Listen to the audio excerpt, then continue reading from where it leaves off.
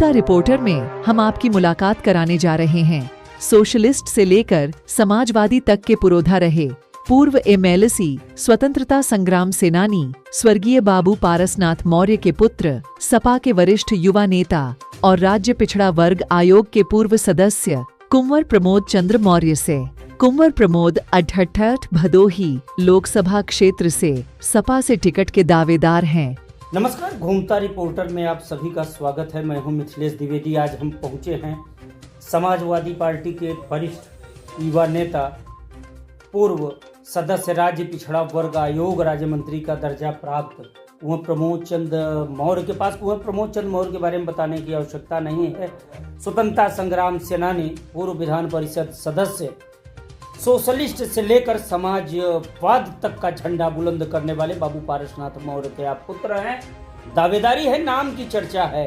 कुंवर जी क्या कहेंगे भदोही लोकसभा की? अगर हम बात करें तो भदोही लोकसभा में आज की तारीख में मैं जहां तक गया हूं, जिन स्थानों तक गया हूं, समाजवादी पार्टी के कार्यकर्ता के तौर पे, पार्टी के एक दावेदार के तौर पे, सशक्त मजबूत उम्मीदवार के तौर पे आपका नाम सामने आ रहा है।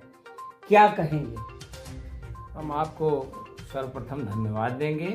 बकिया भाई, स्वतंत्रता आंदोलन से लेकर के और आज तक भदोही से आत्मीय जुड़ाव, यहीं पैदाइश, यहीं हमारे पूर्वजों की पैदाइश, इसलिए भदोही से हमारा बहुत लगाव है।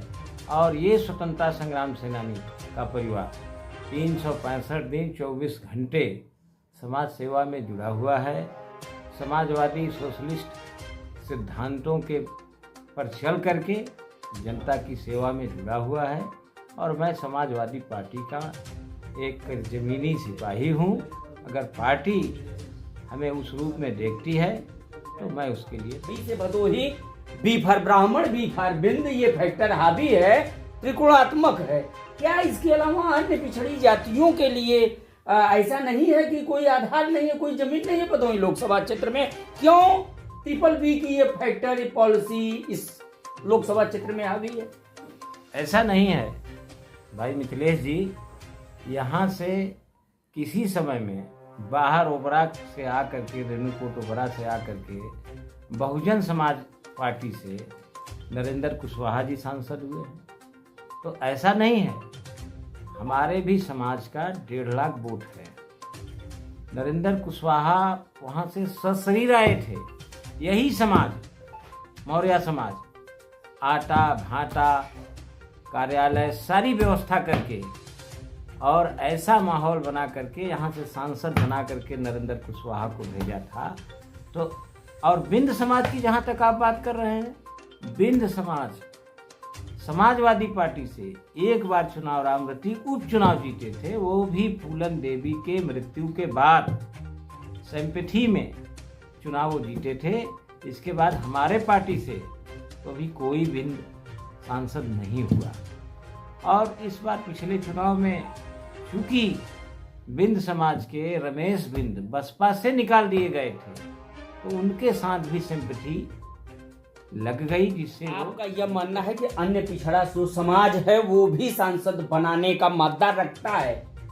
उनकी एकजुटता जो अन्य पिछड़ी जातियों की है, अगर वो समाहित होती है, समावेश होता है, उनका संगम होता है मतों का, तो नरेंद्र कुशवाहा जैसा रिजल्ट देने के लिए तैयार हैं। क्या कहेंगे? बिल्कुल तैयार है।